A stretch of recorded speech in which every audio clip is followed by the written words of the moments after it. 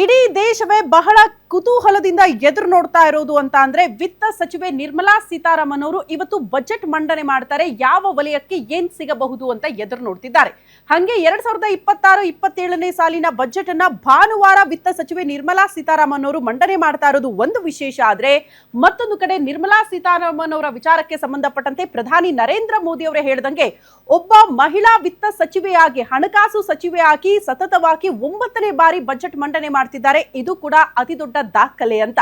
ಹಾಗಾಗಿ ಯಾವ ವಲಯಕ್ಕೆ ಏನ್ ಸಿಗಬಹುದು, ಇವತ್ತು ನಿರ್ಮಲಾ ಸೀತಾರಾಮನ್ ಅವರ ಬಜೆಟ್ ಅಲ್ಲಿ ಇರುವಂತಹ ಅಂಶಗಳೇನು, ಆ ಕುರಿತ ಒಂದು ಸ್ಪೆಷಲ್ ರಿಪೋರ್ಟ್ ಇಲ್ಲಿದೆ ನೋಡಿ.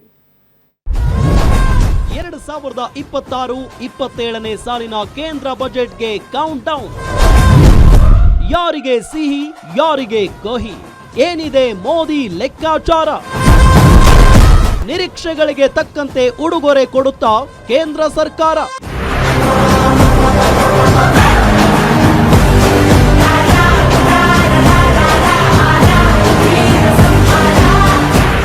ಬಹುನಿರೀಕ್ಷಿತ 2026-27ನೇ ಸಾಲಿನ ಕೇಂದ್ರ ಬಜೆಟ್ಗೆ ಕೌಂಟ್ ಡೌನ್ ಶುರುವಾಗಿದೆ. ಕಳೆದ ಕೆಲ ವರ್ಷಗಳಿಂದ ಫೆಬ್ರವರಿ 1ರಂದು ಕೇಂದ್ರದ ಬಜೆಟ್ ಮಂಡಿಸಲಾಗುತ್ತಿದೆ. ಈ ಬಾರಿ ಫೆಬ್ರವರಿ 1 ಭಾನುವಾರ ಬಂದಿದೆ. ಆದರೂ ಭಾನುವಾರವೇ ಬಜೆಟ್ ಮಂಡನೆಗೆ ಸರ್ಕಾರ ಮುಂದಾಗಿದೆ. ಸರ್ಕಾರಿ ರಜಾ ದಿನವೂ ಮೊದಲ ಬಾರಿಗೆ ಕೇಂದ್ರದ ಬಜೆಟ್ ಮಂಡನೆಯಾಗುತ್ತಿರುವುದು ವಿಶೇಷವಾಗಿದೆ. ಹಣಕಾಸು ಸಚಿವೆ ನಿರ್ಮಲಾ ಸೀತಾರಾಮನ್ ಸತತ 9ನೇ ಬಾರಿಗೆ ಕೇಂದ್ರದ ಬಜೆಟ್ ಮಂಡಿಸಲಿದ್ದಾರೆ. ಅದರಲ್ಲಿ ಮುಖ್ಯವಾದ ನಿರೀಕ್ಷೆ ಅಂದ್ರೆ ಅದು ಆದಾಯ ತೆರಿಗೆ ವಿನಾಯಿತಿ. ಹಾಗಾದ್ರೆ ಇನ್ಕಮ್ ಟ್ಯಾಕ್ಸ್ ನ ಸಾಧ್ಯತೆಗಳೇನು ಅನ್ನೋದನ್ನ ನೋಡೋದಾದ್ರೆ, ಮೋದಿ ಲೆಕ್ಕ 2026 ತೆರಿಗೆ ವಿನಾಯಿತಿ ಜಾಸ್ತಿಯಾಗುತ್ತಾ? ಈ ಬಾರಿ ಪ್ರಮುಖವಾಗಿ ತೆರಿಗೆ ವಿನಾಯಿತಿ ಮಿತಿ ಹೆಚ್ಚಳ ಸಾಧ್ಯತೆ. 12 ಲಕ್ಷದವರೆಗಿನ ಮಿತಿಯನ್ನ 15 ಲಕ್ಷಕ್ಕೆ ಏರಿಸೋ ಸಾಧ್ಯತೆ. ತೆರಿಗೆ ಸ್ಲ್ಯಾಬ್ಗಳನ್ನ ಪರಿಷ್ಕರಣೆ ಮಾಡುವ ನಿರೀಕ್ಷೆ ಇದೆ. ಇನ್ನು ಇಡೀ ದೇಶದಲ್ಲಿ ಅತಿ ಹೆಚ್ಚು ತಲೆನೋವಾಗಿ ಕಾಡ್ತಿರೋದು ಅಂದ್ರೆ ಅದು ಚಿನ್ನಾಭರಣದ ಬೆಲೆ. ದಿನೇ ದಿನೇ ಚಿನ್ನ ಬೆಳ್ಳಿ ದರ ಏರುತ್ತಲೇ ಇದ್ದು ಮಧ್ಯಮ ಮತ್ತು ಬಡವರ ಪಾಲಿಗೆ ಇದು ಗಗನ ಕುಸುಮವಾಗಿದೆ. ಆದರೆ ಯೂನಿಯನ್ ಬಜೆಟ್ ಕುರಿತ ನಿರೀಕ್ಷೆಗಳು ಮತ್ತು ಜಾಗತಿಕ ಮಾರುಕಟ್ಟೆಯ ಸೂಚನೆಗಳ ನಡುವೆಯೇ ಚಿನ್ನದ ಬೆಲೆಯಲ್ಲಿ ಇತ್ತೀಚೆಗೆ ಕೊಂಚ ಇಳಿಕೆ ಕಂಡು ಬಂದಿದೆ. ಹಾಗಾದ್ರೆ ಬಜೆಟ್ನಲ್ಲಿ ಆಭರಣ ಕ್ಷೇತ್ರದ ನಿರೀಕ್ಷೆ ಏನು? ಆಭರಣಗಳ ಬೆಲೆ ಇಳಿಕೆ ಸಾಧ್ಯತೆ ಇದೆಯಾ ಅನ್ನೋದನ್ನ ನೋಡೋದಾದ್ರೆ, ಚಿನ್ನದ ಬೆಲೆ ಇಳಿಕೆಯಾಗುತ್ತಾ? ಬಜೆಟ್ನಲ್ಲಿ ವಿಶೇಷ ರಿಯಾಯಿತಿ ಕೋರಿರೋ ಆಭರಣ ಕ್ಷೇತ್ರ. ಪ್ರಸ್ತುತ ಚಿನ್ನದ ಆಮದು ಸುಂಕ 6% ಅದನ್ನ ಇಳಿಸೋ ನಿರೀಕ್ಷೆ. ಕತ್ತರಿಸಿದ ಪಾಲಿಶ್ ಮಾಡಿದ ವಜ್ರಗಳ ಮೇಲಿನ 5% ಆಮದು ಸುಂಕ 2.5%ಗೆ ಇಳಿಕೆ.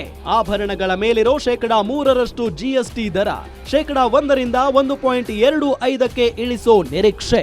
ಆಮದು ಸುಂಕ ಮತ್ತು GST ಕಡಿಮೆ ಮಾಡಿದ್ರೆ ಚಿನ್ನದ ದರ ಕುಸಿಯೋ ಸಾಧ್ಯತೆ.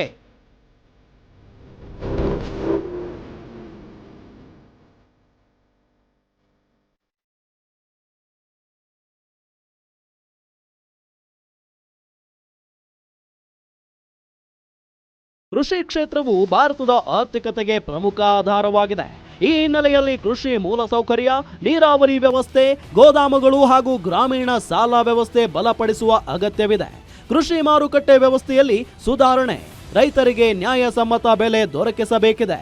PM ಕಿಸಾನ್ ಸೇರಿದಂತೆ ರೈತಪರ ಯೋಜನೆಗಳಿಗೆ ಹೆಚ್ಚಿನ ಅನುದಾನ ನೀಡಬೇಕು ಎಂಬ ಒತ್ತಾಯ ಕೇಳಿ ಬರುತ್ತಿದೆ. ಕೃಷಿ ಕ್ಷೇತ್ರಕ್ಕೆ ಮೋದಿ ಏನ್ ಕೊಡಬಹುದು ಅನ್ನೋದನ್ನ ನೋಡೋದಾದ್ರೆ, ಕೃಷಿಗೆ ಹೆಚ್ಚಿನ ಅನುದಾನ ಸಿಗುತ್ತಾ?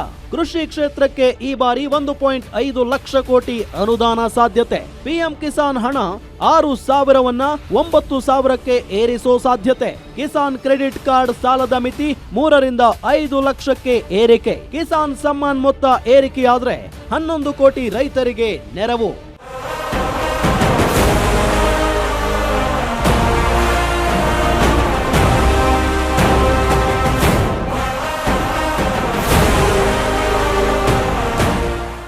ಒಟ್ಟಾರೆ ಈ ಬಜೆಟ್ ಬಗ್ಗೆ ದೇಶದ ವಿವಿಧ ವಲಯಗಳಲ್ಲಿ ಬೆಟ್ಟದಷ್ಟು ನಿರೀಕ್ಷೆಗಳನ್ನ ಇಟ್ಟುಕೊಳ್ಳಲಾಗಿದೆ. ತೆರಿಗೆ ಪಾವತಿದಾರರು, ಹಣಕಾಸು ಮಾರುಕಟ್ಟೆಗಳು, ಬ್ಯಾಂಕಿಂಗ್ ವಲಯ, ಕೃಷಿ ಕ್ಷೇತ್ರ, ಸಣ್ಣ ಮತ್ತು ಮಧ್ಯಮ ಉದ್ಯಮಗಳು ಸೇರಿದಂತೆ ಬಹುತೇಕ ಎಲ್ಲ ವಿಭಾಗಗಳಿಗೂ ಈ ಬಜೆಟ್ ಮಹತ್ವವಾಗಿದೆ.